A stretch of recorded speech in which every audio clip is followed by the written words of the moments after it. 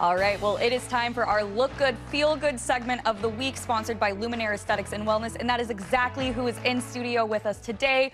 We're finally feeling those fall temps, so what better time to dive into why fall is the perfect time for lasers? And joining us now is Morgan Bowker, nurse injector and office manager, along with Brielle Mead, licensed and lead esthetician. Ladies, thank you for being here. Thank you for having us. How are you feeling today? Great. Good. Good. Well, we are excited to have you guys here. So Luminare has actually been voted Kansas City's best med spa, and you guys offer a variety of laser treatments. But before we get into the specifics, why is fall a good season to start this?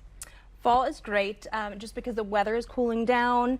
A lot of these treatments you want to avoid excess heat and sun, so most of the time summer vacations are done, and so clients can really get the most benefit out of their treatment. That's awesome. And then you're not like in the heat, sweating all the time, and it won't really mess with that kind of Exactly, crap. yeah. Awesome. Okay, another thing we kind of want to talk about is CO2. It's been making its way around social media, so kind of explain what it is and what kind of results come along with it. Yeah, so CO2 is a resurfacing laser, so it helps with imperfections that are in the top layers of skin. So wrinkles, fine lines, acne, sun damage, even texture concerns like stretch marks and scarring. Okay. Yeah. Wow. Okay, what kind of is that process like when you do that, CO2? Yeah, so it's kind of ablating the top layer of skin, the dead skin. So we're not going too deep where we're, obstructing any of the healthy skin cells, but that's where those imperfections live. So taking off those dead layers just really helps the new skin shine through. Yeah, and how would you say that's different from another procedure like IPL? Yeah, IPL is more focused on pigment correction. So it helps with red undertones in the cheek area, brown spots from aging or sun damage.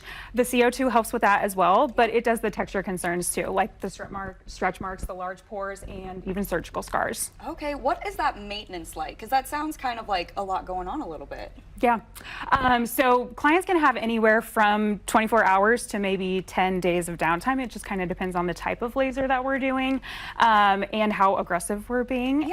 So just, anywhere in that 24-hour to week and a half time frame. How do you guys decide how aggressive you need to be with a procedure? Yeah, kind of depends on the client's goals and concerns that they're dealing with, how stubborn a concern can be.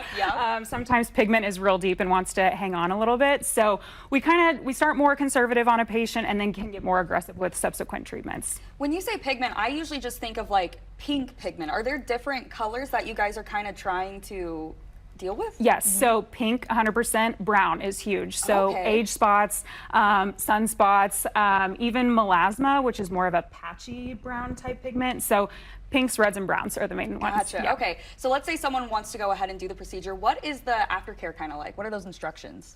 Yeah, you want to really keep your skin moisturized, stay out of the sun, stay as hydrated as you can, and avoid excess heat. Again, that'll just kind of reduce your downtime. Yep. If someone hasn't probably tried one of these procedures before, maybe is a little apprehensive, what would you say to them to kind of like, nudge them through the door? Come in for a consultation. Come up with any questions that you have. We've done a lot of these procedures, so we'll even suggest questions that maybe the patient hasn't thought of. But we'll just kind of put them at ease and tell them what downtime is.